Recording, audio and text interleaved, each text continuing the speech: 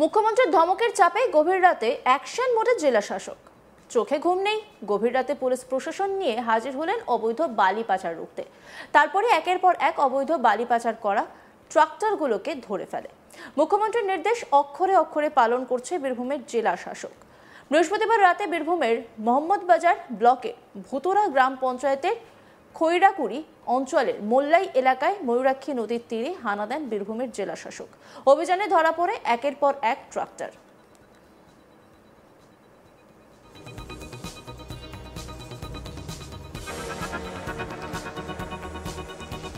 জানা গিয়েছে নদীর বালিঘাট থেকে বেআইনিভাবে বালি তোলার কাজে ব্যবহৃত হয়েছিল এই ট্রাক্টরগুলি। মোট 50টিরও বেশি ট্রাক্টর ধরা পড়েছে, যার মধ্যে বেশিরভাগই ছিল নম্বর প্লেট বিহীন। প্রতিটি ট্রাক্টরেই বালি বোঝাই করে পাচারের প্রস্তুতি চলছিল বলে অভিযোগ। ঘটনার খবর পেয়ে মোহাম্মদবাজার থানার আইসিকে তলব করা হয়, কিন্তু তিনি ছিলেন শেওড়াকুড়ি মোড়ে জাতীয় সড়ক 14 নম্বরের ধারে।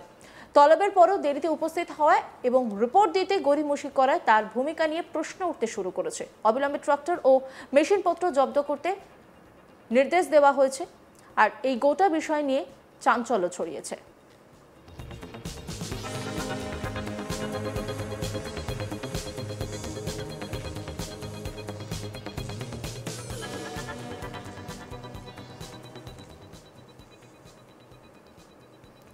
এই গোটা বিষয় নিয়ে একটা রিপোর্ট তুলে ধরেছেন আমার কলিগ শান্তনু হাজরা। দেখব। গভীর রাতে অ্যাকশন মোডে ভুতুরা গ্রামে পৌঁছে গেলেন বীরভূমের জেলা শাসক বিধান রায়। কেন বারবার এই অবৈধ বালি খাদানগুলোতে পৌঁছে যেতে হচ্ছে বীরভূমের জেলা শাসককে? এই নিয়ে উঠছে একাধিক প্রশ্ন হচ্ছে পুলিশ কর্তাদের বিরুদ্ধেও। মোহাম্মদবাজার এলাকায় ময়ূরাক্ষী নদীর চরবর্তী নদীর যে চর রয়েছে, সেই চরের এলাকাতেই দেখা যাচ্ছে যে অবৈধভাবে বালি উত্তোলন করে যাচ্ছে বালি মাফিয়ারা।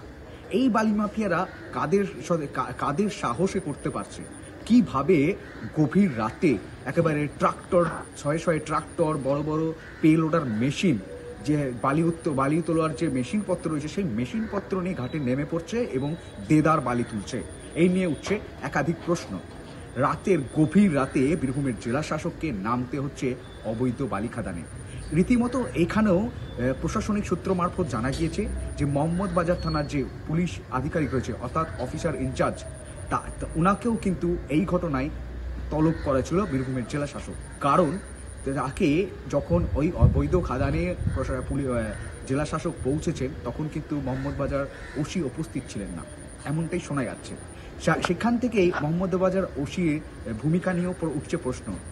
তার কাছ থেকে অনেক বিভিন্ন তথ্য নথি জানতে চাওয়া হয়েছিল যে এই এলাকায়, মোহাম্মদবাজার এলাকায় কিভাবে ময়ূরাক্ষী নদী থেকে অবৈধ বালি উত্তোলন চলছে, বালি মাফিয়ারা যে দৌরত্ব চলছে সেই নিয়ে। তখন ওই মুহূর্তে যখন বালি খাদানে যখন বীরভূমে জেলাশাসক রেড করছেন, অর্থাৎ তল্লাশি অভিযান চালাচ্ছেন, সেই সময় কিন্তু জাতীয় সড়কে ডিউটি দিচ্ছিলেন বলে জানিয়েছেন মোহাম্মদবাজার থানার ওসি। কিন্তু ঘটনাটা হচ্ছে এই যে বারবার গভীর রাতে বীরভূমে জেলা শাসককে অবৈধ বালি খাদানের যে খাদান, সেই খাদানে পৌঁছাতে হচ্ছে কেন?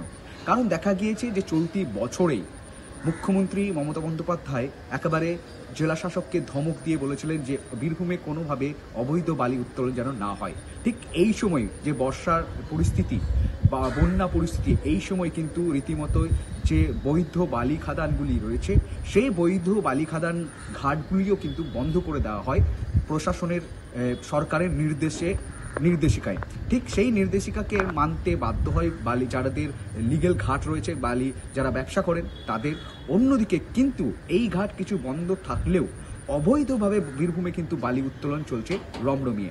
এর আগেও জুলাই মাসের শেষের দিকেই দেখা গিয়েছিল, প্রথমের দিকেও দেখা গিয়েছিল নানুর বিধানসভার একটি অজয় নদীর যে নদী রয়েছে, সেই চরবর্তী এলাকায় অবৈধ বালি কিন্তু উত্তোলন হচ্ছিল। সেখানেও ঠিক গভীর রাতে, একেবারে বলা যেতে পারে যে রাত্রি 12টার পর বীরভূমের জেলা শাসক হানা দিয়েছিলেন নানুরের ঘাটে। ঠিক একই পদ্ধতিতে আবারও মোহাম্মদবাজার থানার অন্তর্গত খোড়াইপুর ভুতুরা গ্রাম পঞ্চায়েত এলাকায় যে মৌরাক্ষী নদী বয়ে যাচ্ছে, সেই মৌরাক্ষী নদীর যে নদী চরবর্তী এলাকা যেখান থেকে বালি উত্তোলন করছিল বালি মাফিয়ারা, সেইখানে কিন্তু তিনি হাজির হন। হাজির হয়ে কিন্তু প্রশাসনিক সূত্রের মারফত আরও জানা যাচ্ছে যে 50-এরও বেশি ট্রাক্টর কিন্তু এই ঘাট থেকে উদ্ধার হয়েছে। সঙ্গে জানা যাচ্ছে যেই ট্রাক্টরগুলি উদ্ধার হয়েছে সেই ট্রাক্টরগুলি মূলত কিন্তু প্লেটহীন, একেবারে বলা যেতে পারে যে গাড়ির যে নাম্বার থাকে সেই নাম্বারও কিন্তু এই ট্রাক্টরগুলিতে ছিল না। সঙ্গে সঙ্গে এর সাথে সাথে যে নদী থেকে যেভাবে জিসিবি পেলোডার দিয়ে যে মেশিনারি রয়েছে, যন্ত্রাংশ রয়েছে, সেই যন্ত্রাংশ কিন্তু বাজেয়াপ্ত করা হয়েছে। রীতিমতোই অন্যদিকে এই যে জেলা শাসকের এই ভূমিকা নিয়ে অন্যদিকে রাজনৈতিক শোরগোলও কিন্তু প্রশ্ন উঠছে, কটাক্ষ আক্রমণ করছে শাসক দলকে। কারণ বীরভূমে দেখা যাচ্ছে যে বালি দুর্নীতি, পাথর দুর্নীতি, কয়লা দুর্নীতি, এই নিয়ে বারবার শুভেন্দু অধিকারী বীরভূম সফরে এসে একাধিকবার বিভিন্ন তৃণমূল নেতা কংগ্রেসের নাম করেছেন এবং বারবার বীরভূম বিজেপি জেলা নেতৃত্ব বলছে সামনে 2026-এ নির্বাচন আসছে, দুর্নীতি ঢাকতে বা মাফিয়াদের থেকে ডবল তোলা আদায়ের জন্য এই ধরনের রেড চালাচ্ছে। তবে এক কথায় বলা যেতে পারে, যখন বীরভূমের জেলা শাসক রীতিমতোই গভীর রাতে গিয়ে হানা দিচ্ছেন, তল্লাশি চালাচ্ছেন অবৈধ বালি উত্তোলন রুখতে, অন্যদিকে তার ভূমিকা নিয়েও শাসক বিরোধী যে রাজনৈতিক সংগঠনগুলি রয়েছে, বাম, কংগ্রেস, ভারতীয় জনতা পার্টি, তারা কিন্তু উল্টো দিক থেকে শাসক দলকে খোঁচা দিচ্ছে যে বালি মাফিয়াদের দৌরত্ব বাড়িয়েছে শাসক দল অর্থাৎ তৃণমূল সরকার। এমনটাই খোঁচা দেখা যাচ্ছে যে বালি অভিযানকে কেন্দ্র করেও রাজনৈতিক সওয়াল, প্রশ্ন জবাব উঠছে এবং শাসক দলকেই খোঁটা আক্রমণ দিচ্ছে শাসক বিরোধী যে রাজনৈতিক সংগঠনগুলি রয়েছে, ভারতীয় জনতা পার্টি, কংগ্রেস, বাম, এক সুরে। এর আগেও একাধিক বীরভূমে একই রকম ঘটনা ঘটেছে বীরভূমের বিভিন্ন প্রান্তে।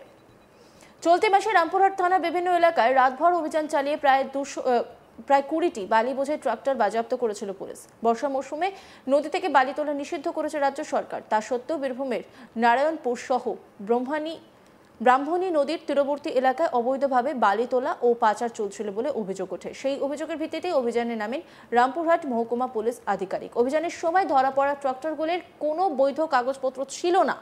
বৈধ কাগজ দেখাতে না পারায় সেগুলি বাজেয়াপ্ত করা হয়। তবে ট্রাক্টরের চালকেরা পুলিশের অভিযানের খবর পেয়ে পালিয়ে যায়। নদী বিশেষজ্ঞরা বারংবার বলছেন যে নদীর জল বাঁধা ভাঙার কারণ অনেক থাকলেও তার থেকে অন্যতম আরও একটা কারণ নদী থেকে প্রচুর পরিমাণে বালি উত্তোলন করে নেওয়া। এইসব ঘটে যাওয়ার পরও কেন কোনোভাবেই কারোর হেলদোল হচ্ছে না? বালি মাফিয়াদের উপর কেন ব্যবস্থা নেওয়া হচ্ছে না? তারা দেদার বালি চুরি করে যাচ্ছিল। শেষ পর্যন্ত পুলিশ ও বীরভূম প্রশাসনকে গভীর রাতে অবৈধ বালি খাদানে গিয়ে নিতে হলো অ্যাকশন। গভীর রাতে অবৈধ বালি ঘাটে অভিযান বীরভূমের জেলা শাসকের।